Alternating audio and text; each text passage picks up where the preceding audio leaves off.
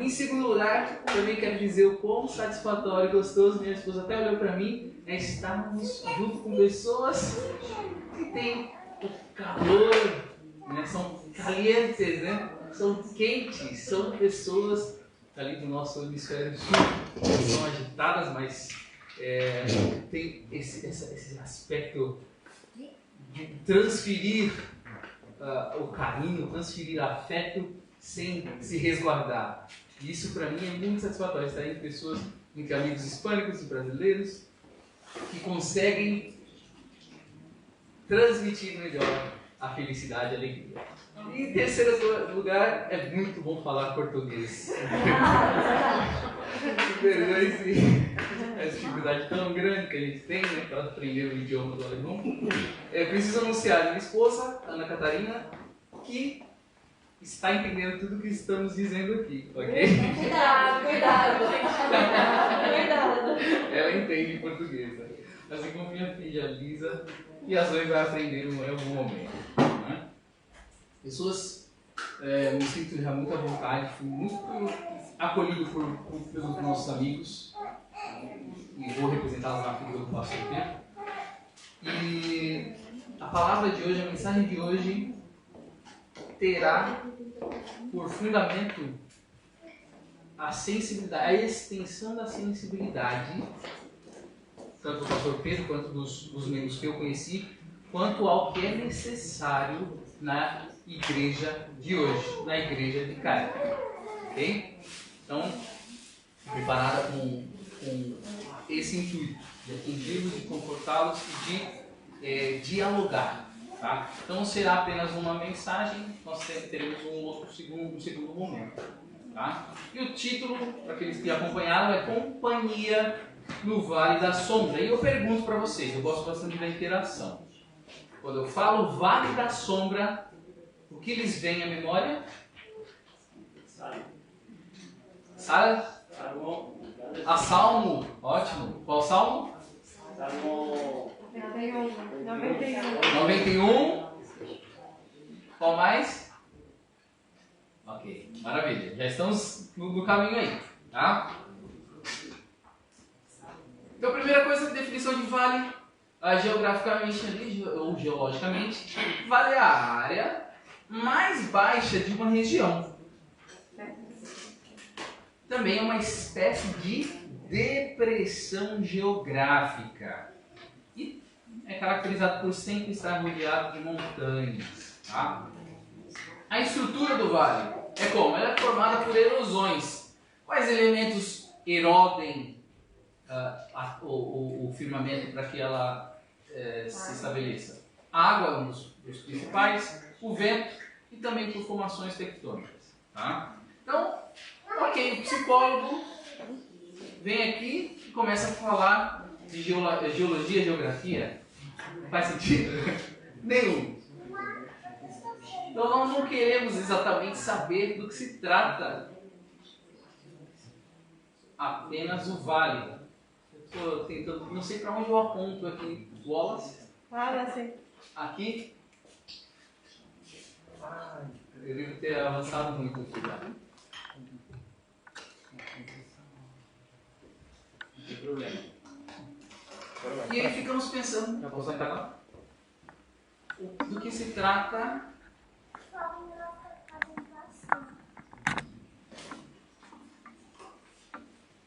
isso pra mim. Depois a gente resolve aqui, não tem problema. Pode avançar, por favor. Lá na frente. Maravilha. Tem o anterior ou não? Isso, pode avançar. Alguns de vocês já identificaram um vale bíblico, Vale da Sombra, um vale bíblico aí, e o Salmo 91 dá uma leve recordação. Esse é o Vale de Adumim, que fica na região de Israel, a 10 quilômetros de Jericó, fica entre Jericó e Jerusalém. E é um vale que é, de certo modo, especula-se que foi citado por Davi em seus salmos. Tá? Vamos entender do que se trata isso. Vou tentar vencer a barreira tecnológica aqui. Não, tá bom. Avança mais um para mim, por favor.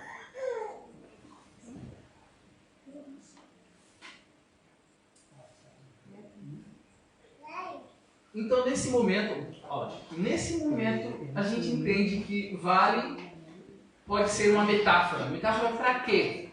E a Bíblia fala muito sobre parábolas e metáforas. Primeiro, porque muitas das coisas que a gente não consegue racionalizar são muito exprimidas a partir das referências externas que nós temos. Então, a natureza é repleta dessas referências. Tá? Em segundo plano, as parábolas são utilizadas, o pastor já deve ter trazido isso para vocês, como um recurso linguístico em que ele aproxima o ouvinte do acontecido. Tá? E essa do vale também será uma parábola. Maravilha, funcionou. E aí, apresento para vocês, tem no 91, mas também tem no 23. Nós vamos nos referir ao Salmo 23 hoje. Tá? Ainda que eu andasse pelo vale da sombra da morte, não temeria mal algum, porque tu estás comigo, a tua vara e o teu cajado me consolam. E esse é o verso principal dessa exposição de hoje. Nós vamos entender isso por quê. Tá? Então o vale aqui é o vale da sombra da morte. Tá?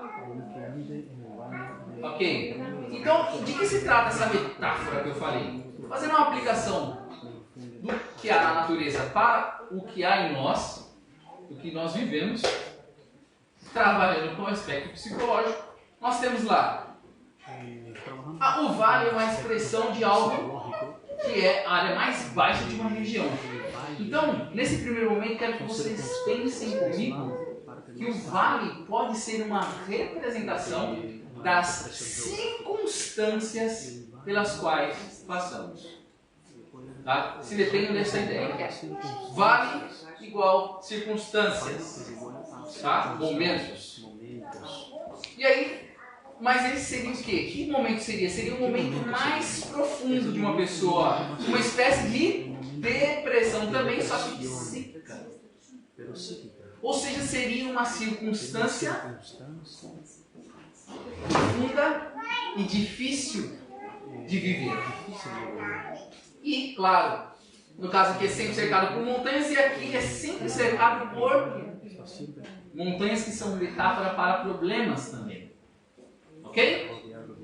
Quanto à estrutura, como se forma esse tipo de vale na nossa vida? Esse vale, vou colocar aqui como estamos na igreja, um vale espiritual. É formado muito por desgastes emocionais e traumas, tá? Por desgastes emocionais a gente geralmente associa a desgaste familiar, a situações de muita incongruência vivida na nossa própria família. Bem como também com outras pessoas, com relação a outras vivências que temos com pessoas que nos encontramos ao longo da nossa vida.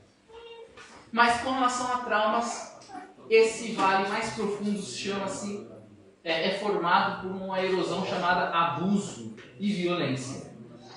Tá?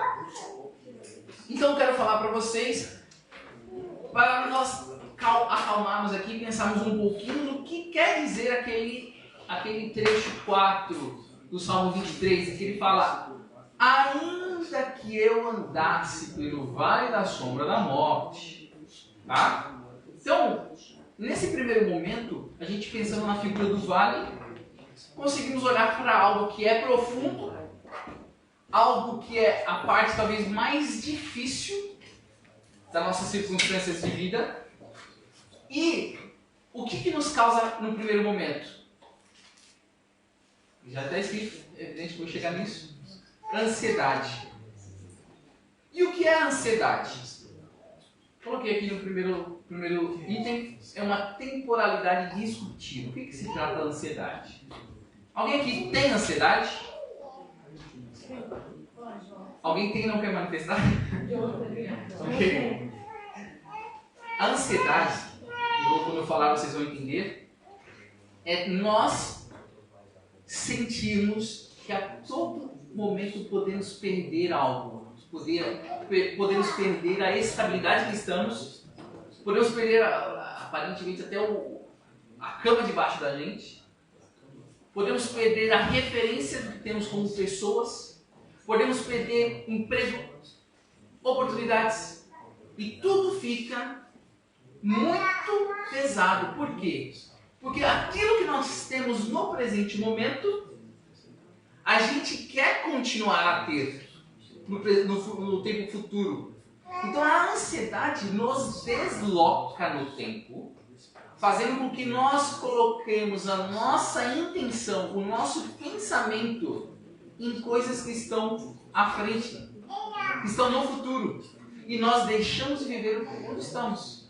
Então é quando você se pega pensando, nossa, mas o que eu tenho que cozinhar amanhã? O que eu tenho que fazer daqui a pouco do seu cozinhar? Como é que será que eu vou conseguir manter meu emprego? Como é que será que eu vou conseguir dinheiro suficiente para pagar o aluguel? Como que será que... E aí, a sua mente é inundada por circunstâncias que você não está vivendo naquele momento, mas sim de coisas que você estima, que você supõe que acontecerão no tempo futuro. E aí eu vou dizer para vocês o que essa temporalidade disruptiva causa na gente.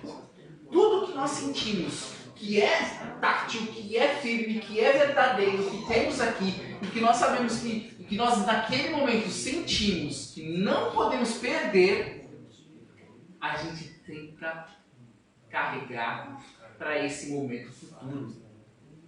Então, por exemplo, relações. Se você sente, poxa vida, eu estou casado com minha esposa e eu sinto ansiedade, então a todo momento eu sinto que eu posso perdê-la. Então eu quero fazer, é como se eu estivesse fazendo naquele momento uma imagem do que eu tenho, de tudo que eu tenho da minha esposa, e eu quero carregar essa imagem comigo para o tempo futuro que eu estou mentalmente vivendo. Percebe o absurdo disso? Então é como se vocês estivessem a casa de vocês, e vocês estão ali apoiados e na mente de vocês tentam deslocar tudo isso para esse outro tempo futuro que vocês estão vivendo na mente de vocês. Percebe o absurdo disso? O peso disso? Ou seja, a ansiedade tem toda essa situação que nos esgota, porque ela cria em nós um problema insolúvel, que é nós transferirmos tudo aquilo que a gente imagina, que a gente não consegue sobreviver sem, para um tempo futuro. Então, quando nós estamos diante de um vale, o vale nos diz, o vale é difícil, o vale é profundo, o vale tem um terreno difícil de se trafegar, e ainda você quer carregar tudo isso nas costas, passando por isso. Então, nós aparentemente nos vemos necessitando de coisas que a gente acha que a gente não vai sobreviver, e isso cria em nós também, e isso aponta de nós a nossa fragilidade emocional. Isso ligado ao medo da perda e a ideia de que eu tenho que segurar o que eu tenho e tenho que carregar isso comigo. E aí, eu vou falar para vocês o que já foi falado aqui, mas é um resumo, outros psicólogos já falaram sobre isso, tá? Mas é o quê? Toda essa situação angustiante, criada pela ansiedade, que está à frente, está ao futuro, nos coloca numa situação de uma inércia, a gente fica parado. E a gente quer que todo mundo mude pra gente. Todo mundo se movimente pra gente. E aí, a gente continua parado, estagnado, não evoluindo. Não é? Mas tudo isso acontece muito porque a gente perde o propósito. Por que a gente perde o propósito? Porque a gente pensa que o propósito a gente gasta a nossa dedicação mental a um propósito que é manter o que nós temos. E aí eu pergunto para vocês, onde está nas Escrituras Sagradas, nas quais nós confiamos toda a nossa formação como pessoa, onde está o conteúdo de que nós continuaremos tendo tudo aquilo que temos? Não há.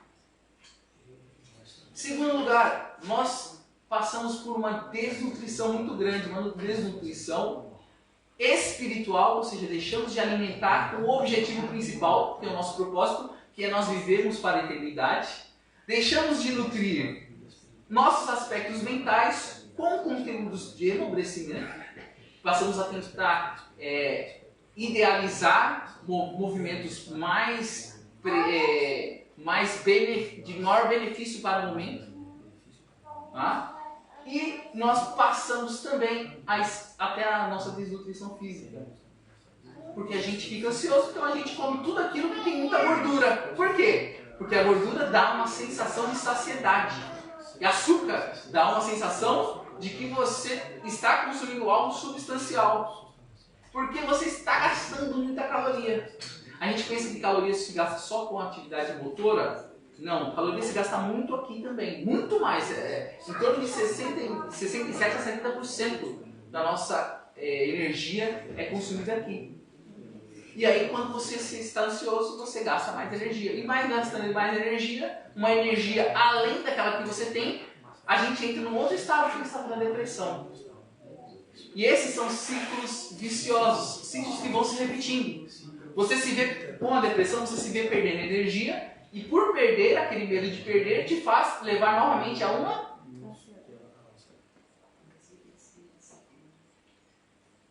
Em segundo plano, falo agora para vocês que não estão em terra natal, vocês vão me entender muito bem. Tudo o que acontece quando estamos diante do vale, poucas ou nenhuma pessoa mora no vale. O vale não é um lugar para você se sitiar, é um lugar de passagem. Então essas circunstâncias que estamos vivendo não são circunstâncias de fato para que fiquemos parados, circunstâncias que nos estagnam. São momentos os quais atravessaremos. Não são a chegada, mas são caminhos para se chegar.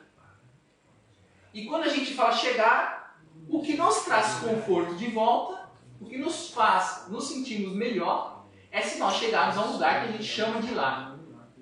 Tá? Então, nesse momento, pessoas que estão distantes do seu lugar, que chamam de lar, claro, imagino que vocês aqui também consigam chamar esse país de lar em algum momento, mas a gente entende a ideia no acolhimento de que o lar é aquilo que a gente foi formado e a gente tem total confiança naquilo. Tá? Então, se veem agora a distância de onde se estabeleceram, onde se formaram como pessoa, se veem sozinhos, uma sensação muito comum.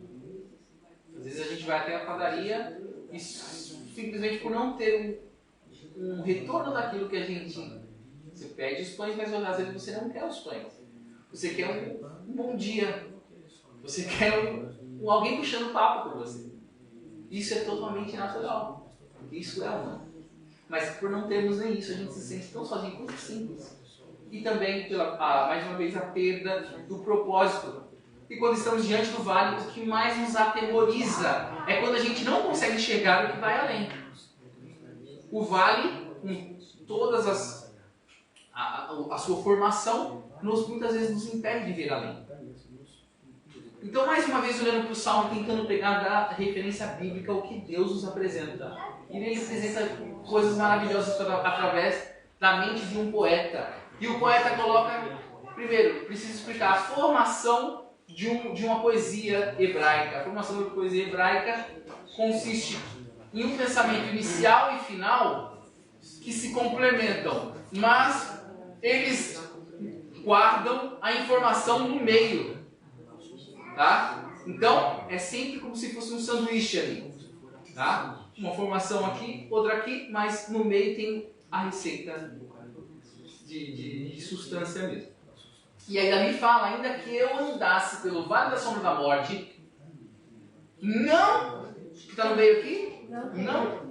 Isso, não temeria mal algum. Então, Davi diz, por mais que eu passasse por esse lugar, eu nesse momento metaforizo talvez esse lugar mais difícil de se trafegar aqui em Israel, entre Israel e Jericó, onde se rouba muitas pessoas, onde a qualquer momento a água pode inundar, você pode pôr a perder todas as ovelhas que você tem, tudo que você tem. Ainda que eu pudesse colocar tudo a perder nesse vale, eu não temeria. Por quê? Porque eu sou acompanhado. Então aquela sensação de solidão não existe. E aí, ele não finaliza aqui. Isso é muito importante. Ele coloca que ele está acompanhado, mas ele coloca outras coisas também. A tua vara e o teu cajado me consolam. Porque ele está passando pelo vale da sombra da morte. Então ele precisa do consolo.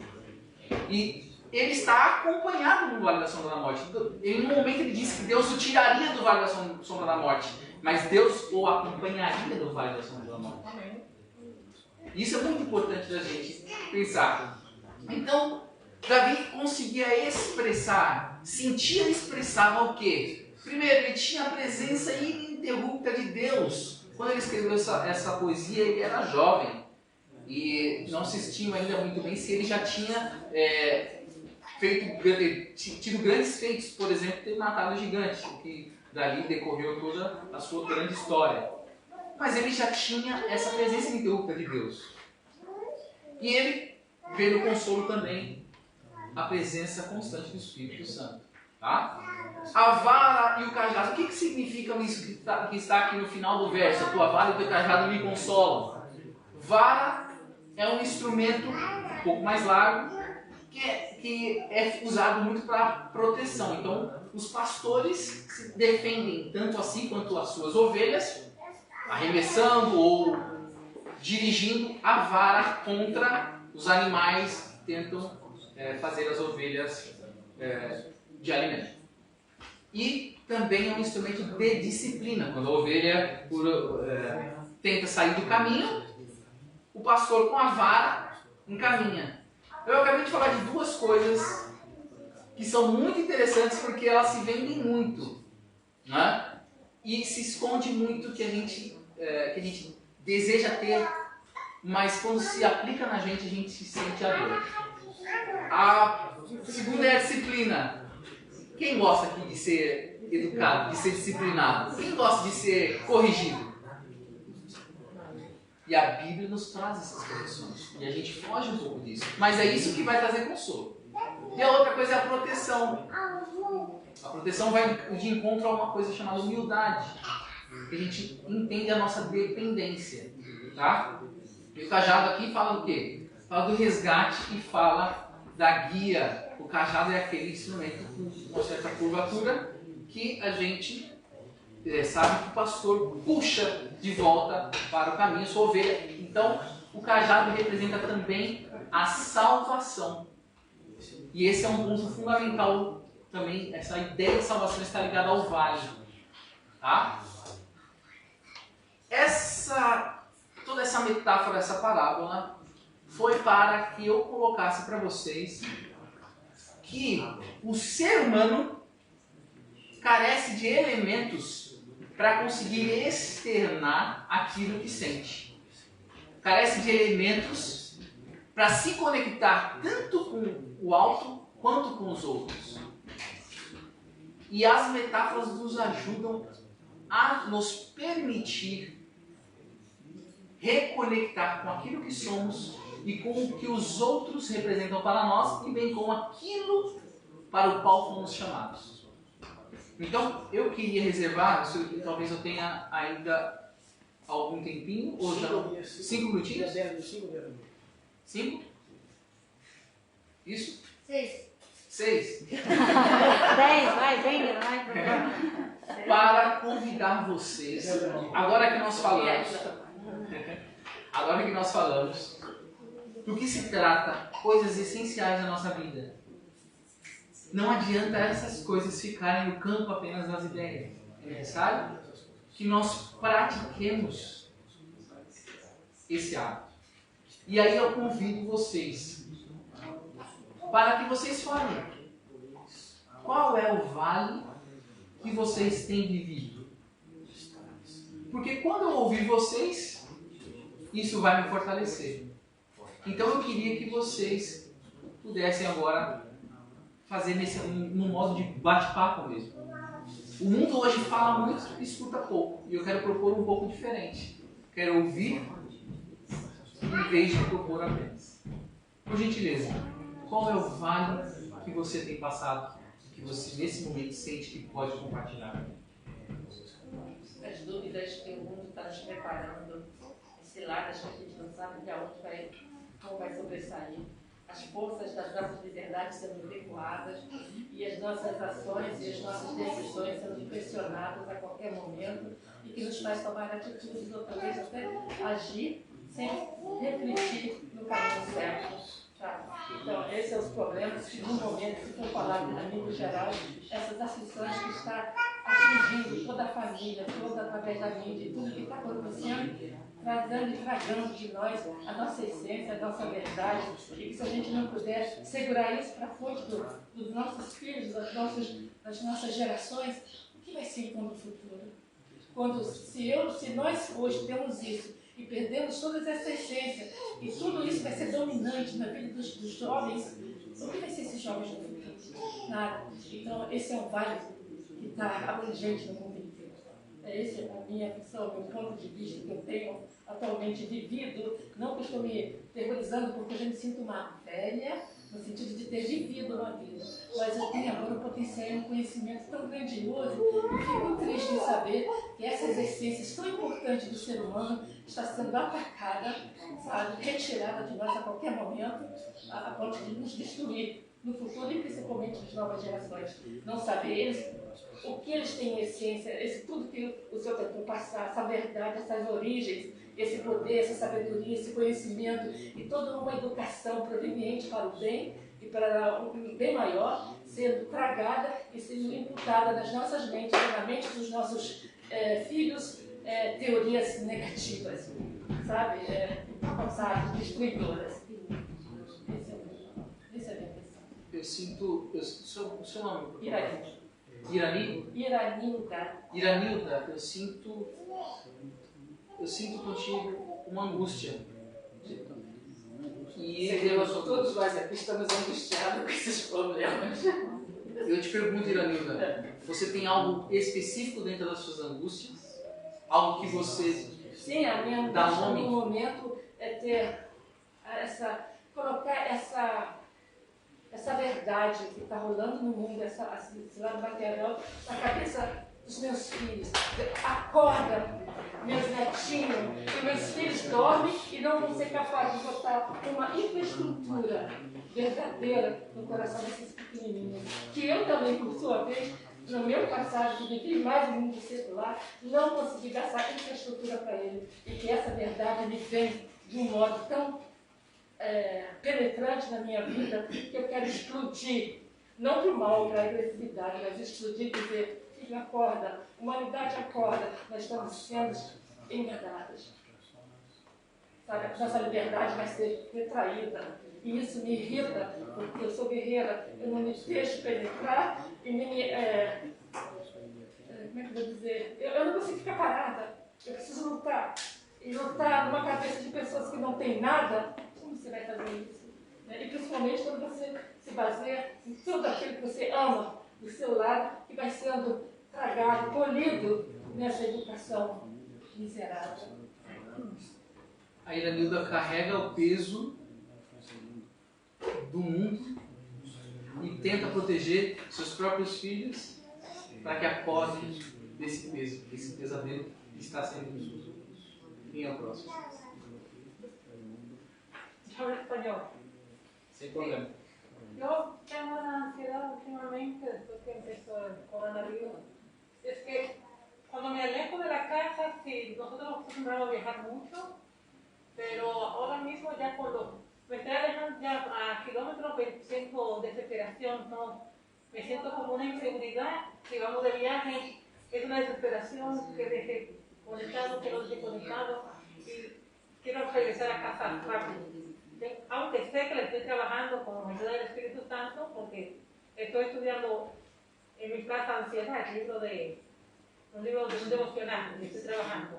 pero esta es mi ansiedad, desde que me alejo de la casa tengo ese temor de que no, bueno, fuimos a un viaje de acá, de la iglesia, y estaba desesperada, me sentía como, quiero regresar a la casa, quiero regresar a la casa. Seu nome, por favor? Elizabeth, Elizabeth. sim.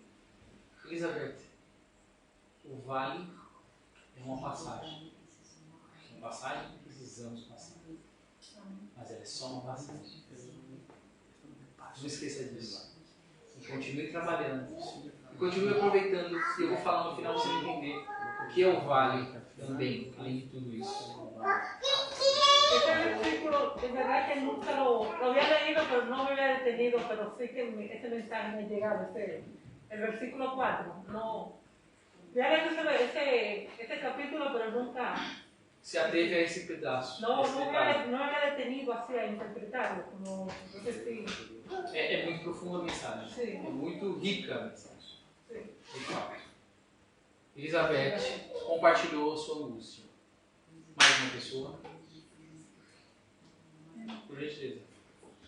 Eu não sei se digo bem isso, angústia ou ansiedade, não sei o que dizer. Mas sei que eu sinto isso. E é um sentimento que eu nunca experimentei. Portanto, eu sou mãe de três crianças. Tenho 2 meninas e um rapaz. O rapaz é bebê. E eu estou a experimentar um sentimento muito estranho. Eu quando dou de mamar o meu bebê, o menino, não sinto bem quando o meu esposo fica ao meu lado, olha para mim. Eu fico assim, tipo, bem um sentimento assim que me deixa desconcentrada, fico irritada.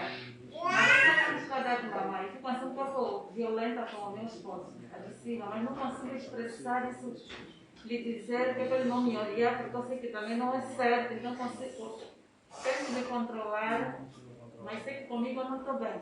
Não fico bem comigo mesmo. Então isso deve me incomodar, me perturbar bastante. O dar de mamar é nutrir. E você está nutrindo aquilo que você considera mais importante na sua vida. Aquilo que a qualquer momento, para você, não está sofrendo alguma ameaça. Mesmo que uma ameaça presente. Para você, seu esposo nesse momento pode ser um símbolo de algo que você viveu também. Mas não estou dizendo que ele seja exatamente algo desgostoso, mas que ele, no seu inconsciente, pode representar uma imagem de algo, de alguém que não lhe foi benéfico em algum momento. Então, seu nome, desculpa? Isabel. Isabel. Isabel Briato. Desculpa, Isabel? Isabel Briato. Viriato. Isabel Viriato. As suas questões, sim, são muito relevantes. Você tem energia e tem força para nutrir, mas é necessário que você também se nutra. Então, é importante que você busque isso. E você acredite que você mereça isso. Tá? Então, eu digo isso para você. Eu queria ouvir mais alguém. Eu queria que mais alguém colocasse o que sente, o que pensa, o como se sente dissolvido diante dessa luta, que se sente perdendo, se sente derrotado. Tem mais alguma pessoa? Por favor. Sim, devido a essa crise toda mundial, às vezes assim, a incerteza de que você... Será que eu estou salvo? E a minha família? Como é que eu vou conseguir ser essa luz que eu preciso ser uma família? A maior parte não é cristã. É cristã, mas não cristão que não vão na igreja, por exemplo, assim, né? São católicos, não, que só foram batizados. Então, assim, uma angústia muito grande, não só a família, mas amigos que cresceram juntos, que são gente preciosa. Aí você diz, meu Deus, que são do Brasil, por exemplo, no meu caso eu falo assim, né? Tanta gente. E quando você conversa, assim, é tão frágil, mas às vezes você quer entrar e não quer ouvir muito o que você... Que, às vezes crente é chato, né? Muitos assim, agora porque tá crentinha é chata, né? Então assim, o que é que eu faço? Oro. Eu oro, eu sei do Senhor, mas assim, a minha angústia... Claro que Deus não vai fazer isso assim, mas você tem essa angústia. E se eu for e eles todos ficam, por não aceitar, assim, isso é uma angústia que talvez muita gente tenha essa mesma angústia. E sua família, amigos, muitos, assim, eu moro em várias cidades do Brasil, tenho amigos de infância no meu estado, em outros estados, amigo mesmo que tem muito amigo meu que é muito mais do que uma família. E assim, eu tenho uma angústia assim nessa esfera, né? Será se eles realmente também, como é que eu posso entrar na vida deles de outra, não sendo chata, né? Não ser aquela crentinha chata, né? Mas eles veem que eu realmente, eu tenho uma essência que Deus melhorou. Amém. Eu nunca fui uma essência má, mas não era a essência que Deus queria que eu fosse aquela, quando eles me conheceram. De criancinha até que eu cresci. Mas assim, hoje eu sou outra pessoa muito melhor. Depois que eu tenho Deus, com certeza. De atitudes assim, que todos aqui são, a gente todo dia tenta melhorar. Apesar de que a gente vai melhorar nem com a transformação quando Jesus voltar. Mas eu tenho essa angústia. O seu nome, por favor? Rosilda. Rose.